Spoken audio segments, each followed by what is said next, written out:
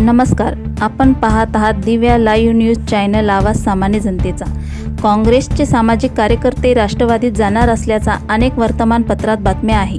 आम्ही साहेबराव कांबळे यांच्याशी विचारणा केली असता मी काँग्रेसमध्ये राहणार अशी प्रतिक्रिया दिव्या लाईव्ह न्यूज चॅनलशी बोलताना व्यक्त केली। पाहूया सामाजिक कार्यकर्ते साहेबराव कांबळे यांची प्रतिक्रिया। सर्व मुस्लिम बांधवांना बकरी ईदच्या हार्दिक शुभेच्छा।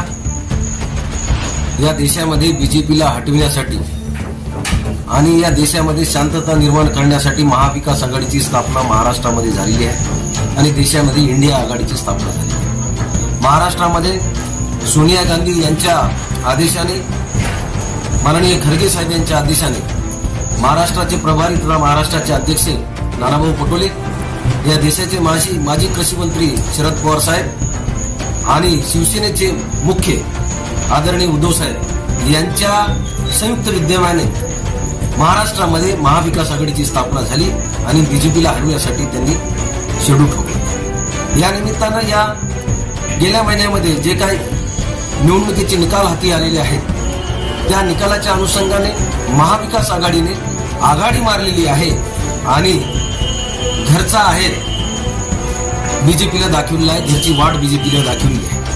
जे की या देशामध्ये विकासावर राजकारण करायला पाहिजे होतं, पण बीजेपीने हे राजकारण धर्मावर, जातीवर केलेलं आहे। गरिबीचा नारा त्यांनी दिला, गरिबी हटवलेली नाही। या देशामध्ये रोजगार निर्मिती केलेली नाही।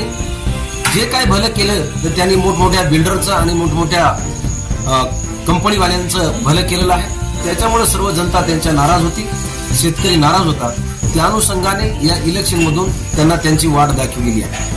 त्या अनुषंगाने या सर्व नेत्यांचं अभिनंदन करणं हे आमचं कर्तव्य आहे। मी महाविकास आघाडीचा म्हणजेच काँग्रेसचा एक घटक आहे।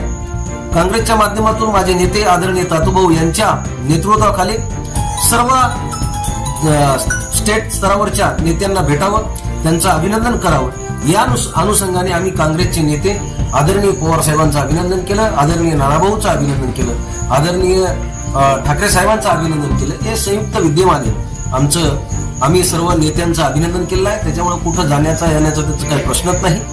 मी नानाभाऊच्या मार्गदर्शनाखाली काँग्रेसमध्ये आलो आणि काँग्रेसमध्येच राहणार आहे। ज्याला कोणाला तिकीट भेटले त्याच्या अनुषंगाने महाविकास आघाडीत कोणाला तिकीट भेटो त्याच्या पाठीमागे आम्ही खंबीरपणे उभं राहणार आहोत आणि महाविकास आघाडीचा या मतदारसंघातून जास्तीत जास्त मतांना आम्ही उमेदवार निवडून आणणार। धन्यवाद।